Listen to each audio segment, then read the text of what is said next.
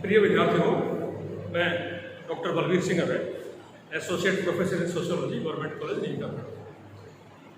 पिछली क्लास में हम लोग बीए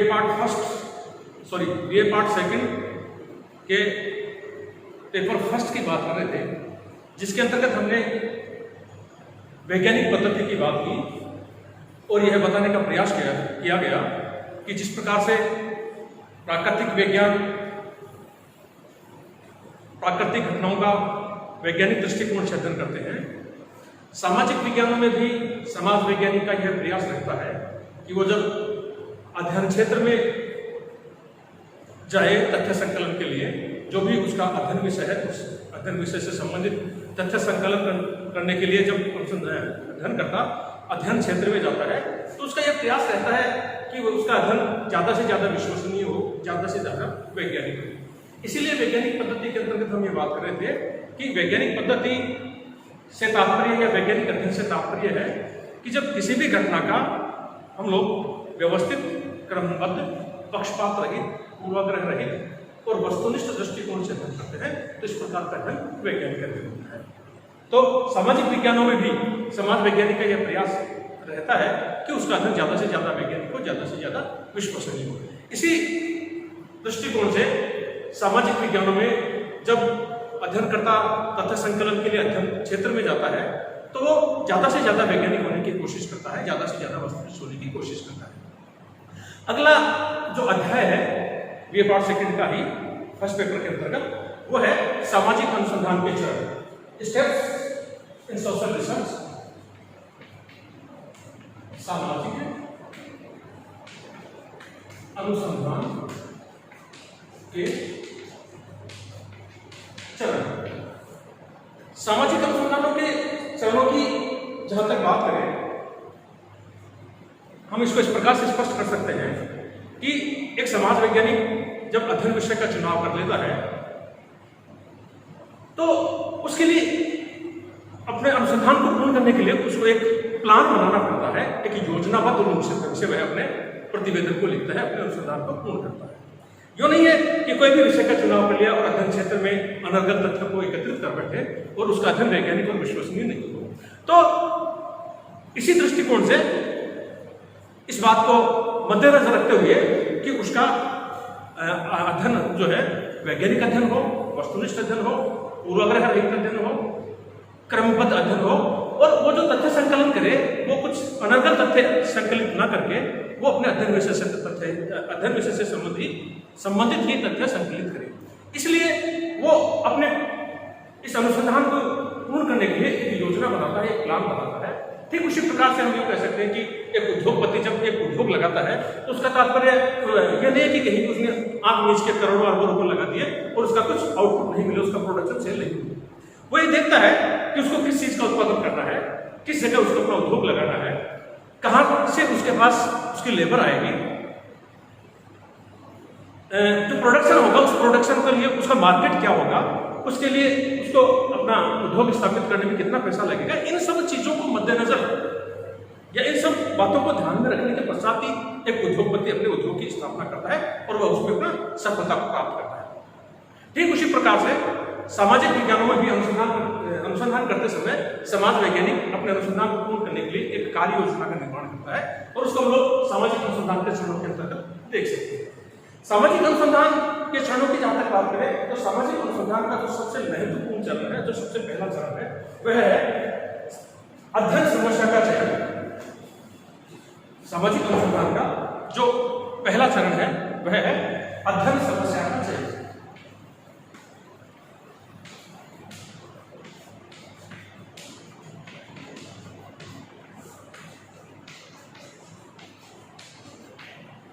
सामाजिक अनुसंधान का जो दूसरा चरण है वह है विषय से संबंधित साहित्य का संकलन और उसका अध्ययन। विषय से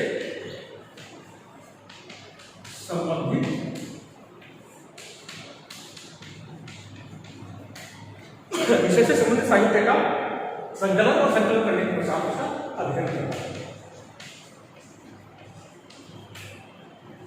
अनुसंधान का जो तीसरा चरण है वह है उपकल्पना का निर्माण।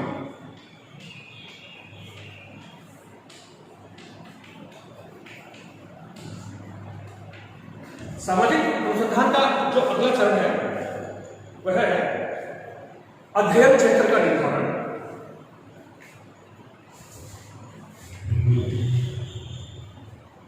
अगला जो चरण है वह है अध्ययन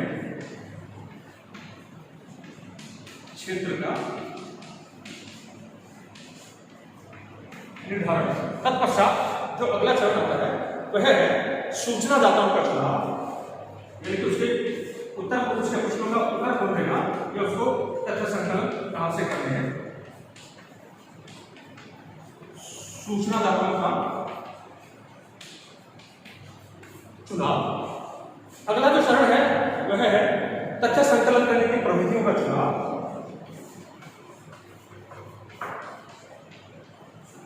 तथ्य संकलन की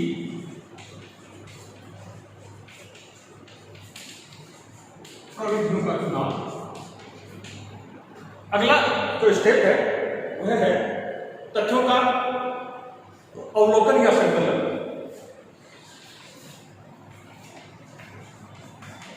तथ्यों का अवलोकन या संकलन। और अगला जो है वह है तथ्यों का वर्गीकरण।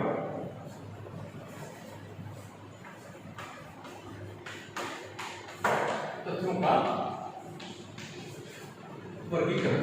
और सामाजिक अनुसंधान का जो अंतिम चरण है वह है निष्कर्ष और सामान्यीकरण।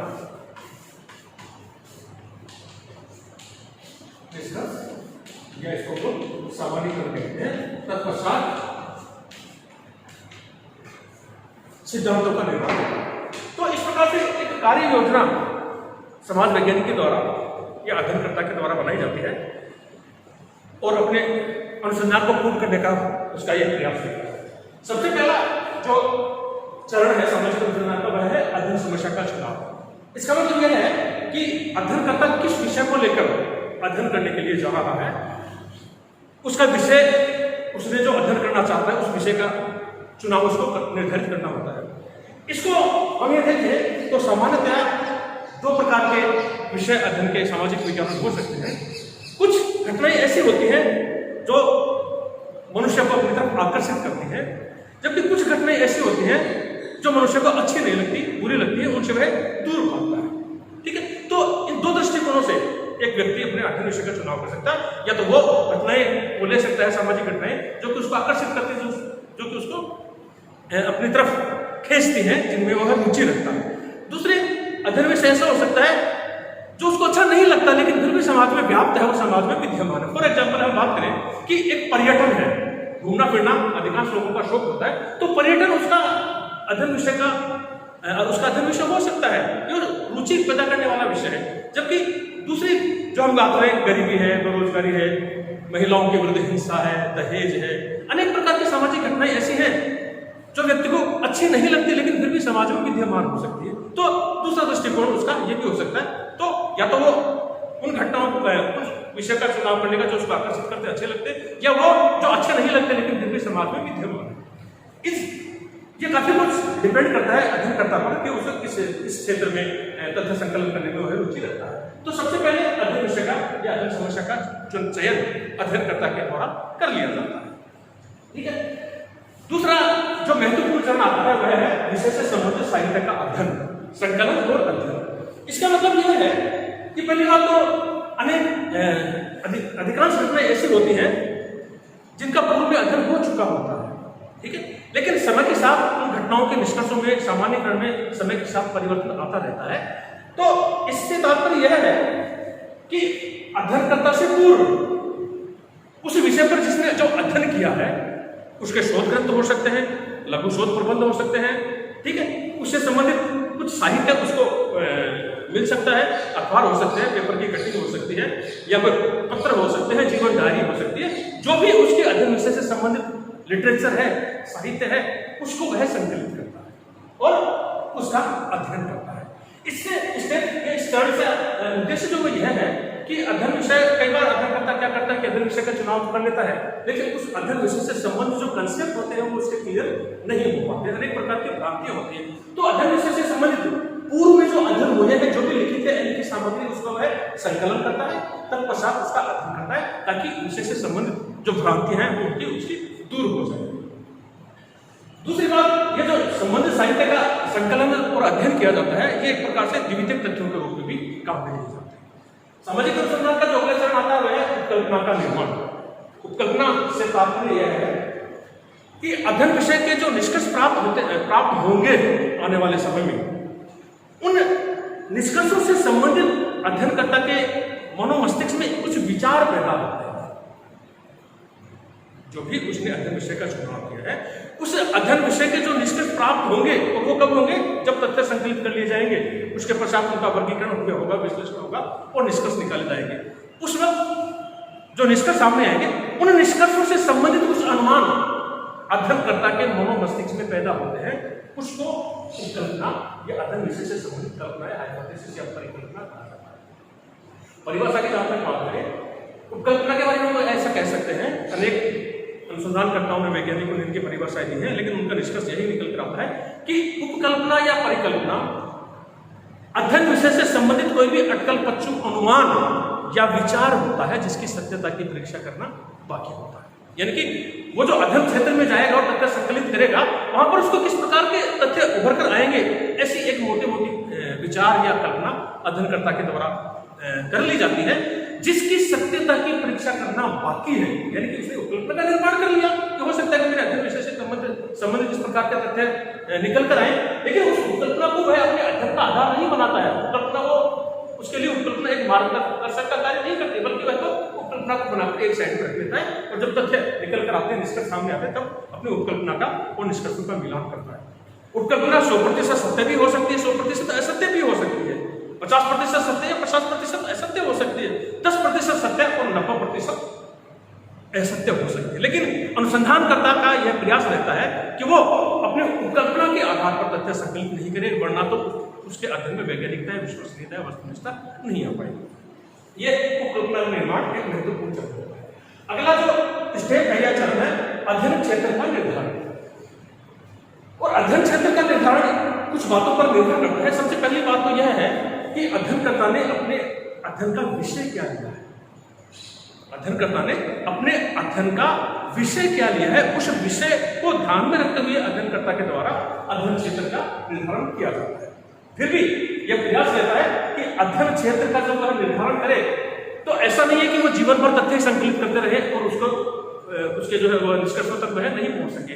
इसलिए अध्ययनकर्ता का यह प्रयास रहता है कि अध्ययन क्षेत्र का जब वह निर्धारण करता है, तो उसमें एक अनुसंधान के लिए एक समय निर्धारित होता है। अध्ययनकर्ता की रुचि कितनी है उस पर निर्भर करता है, उसके पास कितना धन है, उसके पास कितनी ऊर्जा है, उसके पास कितना अनुभव है। इन सब बातों को ध्यान में रखते हुए सामाजिक विज्ञानों में अनुसंधान करते समय अध्ययन क्षेत्र का निर्धारण किया जाता है। नेक्स्ट, सूचनादाताओं का चुनाव। सूचनादाताओं के चुनाव की जहां तक बात है, सूचनादाता का मतलब हमारा उत्तरदाता है, हमारे प्राथमिक तथ्यों का स्रोत है, जो कि हमें अध्ययन विषय से संबंधित प्राथमिक जानकारी प्रदान करेगा। उसको लोग सूचनादाता या उत्तरदाता या अध्ययन की इकाई है। ठीक है, तो जब सूचनादाताओं का चुनाव कैसे हो, इसके लिए निदर्शन पद्धति का चुनाव किया जाता है। निदर्शन पद्धति के माध्यम से सामाजिक विज्ञानों में सूचनादाताओं का चुनाव किया जाता है। अध्ययन क्षेत्र का निर्धारण हो गया, अध्ययन क्षेत्र का निर्धारण होने के पश्चात निदर्शन के अंतर्गत अलग अलग जो प्रविधियां हैं, आप उसके अंतर्गत आपका ग्रिड प्रणाली हो सकती है, लॉटरी प्रणाली हो सकती है, टिपेट प्रणाली हो सकती है, या संभावनापूर्ण निदर्शन और उद्देश्यजनक निदर्शन भी हो सकता है। ये निर्भर करता है कि अध्ययनकर्ता को किस प्रकार के तथ्य संकलन करने की विधि में रुचि रहती है, और उसके पश्चात वो निदर्शन के माध्यम से किस प्रकार से उत्तरदाताओं का चुनाव करना होता है। तो निदर्शन पद्धति को इसके लिए काम में लिया जाता है और एक निर्धारित कर लिया जाता है कि मुझे 100 उत्तरदाताओं का चुनाव करना है, 200 उत्तरदाताओं का चुनाव करना है, 300 उत्तरदाताओं का चुनाव करना है। अध्ययन विषय से पर निर्भर करता है, अध्ययन क्षेत्र पर निर्भर करता है। लेकिन निदर्शन की जहां तक बात है, निदर्शन को हम इस प्रकार से परिभाषित कर सकते हैं कि निदर्शन समग्र में से चुना गया वह कुछ है जो समग्र का उचित प्रतिनिधित्व करे। कहने का तात्पर्य, हम जब उत्तरदाताओं का चुनाव करें तो हमारे जो उत्तरदाता चुनकर आए, वे ऐसे उत्तरदाता चुनकर आए जो हमें हमारे अध्ययन विषय से संबंधित जानकारी उपलब्ध करा सके, उस अध्ययन क्षेत्र से संबंधित जानकारी उपलब्ध करा सके। ऐसे उत्तरदाता हमारे सामने उभर कर आएंगे तो ही हमारा अनुसंधान अच्छे अनुसंधान और वैज्ञानिक और विश्वसनीय अनुसंधान हो पाएगा। तो निदर्शन पद्धति के माध्यम से उत्तरदाताओं का चुनाव कर लिया जाता है अनुसंधान करते हैं। अगला जो चरण है वह है तथ्य संकलन की प्रविधियों का चुनाव। इसके अंतर्गत अनेक तथ्य सामाजिक विज्ञानों में अनेक तथ्य संकलन करने की प्रविधियां हैं, जैसे प्रश्नावली हो सकती है, अनुसूची हो सकती है, साक्षात्कार हो सकता है, अवलोकन हो सकता है, एकल अध्ययन हो सकता है, अंतर्वस्तु विश्लेषण हो सकता है। तो ये निर्भर करता है, सबसे महत्वपूर्ण बात अध्ययन समस्या क्या है, अध्ययन क्षेत्र कितना बड़ा है। अगर बहुत बड़ा अध्ययन क्षेत्र होगा तो साक्षात्कार पद्धति वहां पर काम में नहीं आएगी, अवलोकन पद्धति वहां पर काम में नहीं आएगी। अध्ययन क्षेत्र जब बहुत व्यापक होता है, अनुसंधानकर्ता का प्रत्येक उत्तरदाता से संपर्क करना एक प्रकार से असंभव सा होता है, उस स्थिति में अनुसंधानकर्ता प्रश्नावली प्रविधि को काम में लेता है। अगर सीमित अध्ययन क्षेत्र है तो वो अवलोकन पद्धति को काम में ले सकता है, साक्षात्कार पद्धति को काम में ले सकता है, अनुसूची को पद्धति को काम में ले सकता है और एकल अध्ययन पद्धति को काम में ले सकता है। अनुसूची और प्रश्नावली, इसमें जो महत्वपूर्ण अंतर है यह है, पहली बात तो प्रश्नावली विधि उसी स्थिति में काम आएगी जब हमारे उत्तरदाता पढ़े लिखे होंगे, साक्षर होंगे, तभी वो हमारी प्रश्नावली को समझ पाएंगे। अन्यथा हम लोग, पहली बात तो यह कि प्रश्नावली विधि के लिए जरूरी है कि हमारे अध्ययनकर्ता पढ़े लिखे हो, साक्षर। दूसरी, प्रश्नावली और अनुसूची में जो अंतर है वह है कि प्रश्नावली विधि को डाक के माध्यम से बाय पोस्ट उत्तरदाता के पास भेजा जाता है, लेकिन बहुत व्यापक अध्ययन क्षेत्र होता है तो ही प्रश्नावली प्रविधि को काम में लिया जाता है। वरना तो जैसा कि आपको पता है, आप साक्षात्कार काम में ले सकते हैं, अनुसूची काम में ले सकते हैं, अवलोकन एकल अध्ययन पद्धति के माध्यम से आप लोग अध्ययन क्षेत्र में जाकर आमने सामने उत्तरदाताओं से साक्षात्कार कर सकते हैं या अपनी अध्ययन विषय से संबंधित घटनाओं का अवलोकन कर सकते हैं। तो इस प्रकार से अनुसंधानकर्ता तथ्य संकलन करने की प्रविधियों का चुनाव कर लेता है और तथ्य संकलन जो भी उसके प्रविधि का चुनाव किया, मान लीजिए साक्षात्कार अनुसूची है तो वो प्रश्नों की एक सूची का निर्माण करता है और अपने अध्ययन क्षेत्र में जाता है और अध्ययन क्षेत्र में जाकर जो भी निदर्शन पद्धति के माध्यम से उत्तरदाता चुनकर आए हैं उन उत्तरदाताओं से आमने सामने संपर्क करता है और अपनी प्रश्नों का जवाब चाहता है, प्राथमिक तथ्य संकलित करता है। इसके पश्चात जो सामाजिक अनुसंधान का अगला चरण है वह है तथ्यों का अवलोकन या संकलन। जैसा कि आपको बताया गया कि जब अध्ययन क्षेत्र का निर्धारण हो गया, उत्तरदाताओं का निर्धारण हो गया, तो वह तथ्य संकलन करने की प्रविधि के माध्यम से घटनाओं को घटते हुए देखता है, उसको अवलोकन करता है और साक्षात्कार या अनुसूची के माध्यम से वह तथ्यों को संकलित करता है और अपने अध्ययन क्षेत्र को पूर्णता की ओर अग्रसर होता है। ये जो है तथ्यों का अवलोकन या संकलन, ये एक प्रकार से फील्ड वर्क जो है अध्ययन क्षेत्र का अंतिम काम होता है। जब उसके तथ्यों का अवलोकन हो जाता है, संकलन हो जाता है, वो उसका जो फील्ड वर्क है, जो क्षेत्रीय अध्ययन है, वो पूर्ण हो जाता है। तत्पश्चात वो अपने तथ्यों को लेकर आकर उनका वर्गीकरण करता है। तथ्य जो भी उसने विभिन्न पद्धतियों के माध्यम से संकलित किए हैं उनका वर्गीकरण करता है, उनका विश्लेषण करता है, तत्पश्चात तथ्यों का निष्कर्ष निकालता है और तथ्यों का निष्कर्ष निकालने के पश्चात उनका सामान्यीकरण करता है। कहने का मतलब सिद्धांत निर्माण होता है। यहाँ पर सामान्यीकरण करने से पूर्व, सिद्धांत निर्माण से पूर्व निष्कर्ष जब निकल कर आते हैं तब वह अपनी उपकल्पना को देखता है, अपनी उपकल्पना को याद करता है और ये देखता है कि उसने जो तथ्य संकलित किए हैं और उसने जो उपकल्पना का निर्माण किया है तो उसकी उपकल्पना कितनी सफल रही और कितनी असफल रही, कितनी सत्य है और कितनी असत्य है। जैसा कि आपको पूर्व में भी बताया गया था, उपकल्पना अध्ययनकर्ता के लिए एक मार्गदर्शक की भूमिका नहीं निभाती है। अगर उपकल्पना के आधार पर कोई अध्ययन करता, तथ्य संकलित करता है तो उसका अध्ययन वैज्ञानिक अध्ययन नहीं होगा, उसमें कहीं ना कहीं पक्षपात आ जाएगा, वस्तुनिष्ठता नहीं आ पाएगी, व्यक्तिनिष्ठता का समावेश हो जाएगा और उसका अध्ययन वैज्ञानिक अध्ययन नहीं होगा। तो निष्कर्ष जब निकल कर आते हैं तो अपनी उपकल्पना से उसका वो निर्माण करता है और देखता है कि मेरी 40% उपकल्पना सही है, 60% गलत है या 70% उपकल्पना गलत है, 30% उपकल्पना ऐसी है। ठीक है, तत्पश्चात निष्कर्ष निकालने के पश्चात वो अपने अध्ययन विषय से संबंधित निष्कर्ष निकलते हैं, उनका सामान्यीकरण करता है, सिद्धांत निर्माण करता है। तो ये एक प्लान है, एक कार्य योजना है जिसके माध्यम से कोई भी समाज वैज्ञानिक किसी भी सामाजिक घटना का एक व्यवस्थित और क्रमबद्ध ढंग से, एक योजनाबद्ध ढंग से अपने अनुसंधान को पूर्ण करता है, सामान्यीकरण करने के पश्चात अपना प्रतिवेदन तैयार करता है और उसका अनुसंधान पूर्णता की ओर अग्रसर होता है। तो ये सामाजिक विज्ञानों के अंतर्गत जो सामाजिक अनुसंधान की पद्धतियां हैं उसके अंतर्गत पहला जो आपको बताया अध्याय हमने आपको वो वैज्ञानिक पद्धति या वैज्ञानिक प्रक्रिया बताया। दूसरा जो सामाजिक अनुसंधान के अंतर्गत महत्वपूर्ण इंपॉर्टेंट जो टॉपिक है सामाजिक अनुसंधान के चरण। तो इस प्रकार से एक विधिवत कार्य योजना बनाकर कोई भी अनुसंधान करता अध्ययन क्षेत्र में उतरता है, यानी कि आम क्षेत्र अध्ययन क्षेत्र में चल पड़ा और अनंतर तत्वों को एकत्रित कर पाया। इस प्रकार से एक निर्धारित ढंग से एक प्लान के अनुसार, एक कार्य योजना के अनुसार एक समाज वैज्ञानिक या अनुसंधान करता अपने अध्ययन विषय से संबंधित अपने अध्ययन विषय को पूर्ण करता है, सामान्यीकरण करता है और सिद्धांतों पर। तो ये सामाजिक विज्ञान के अंतर्गत जो महत्वपूर्ण टॉपिक था सामाजिक अनुसंधान के चरण, उसकी हमने बात की। बहुत बहुत धन्यवाद। Thank you very much.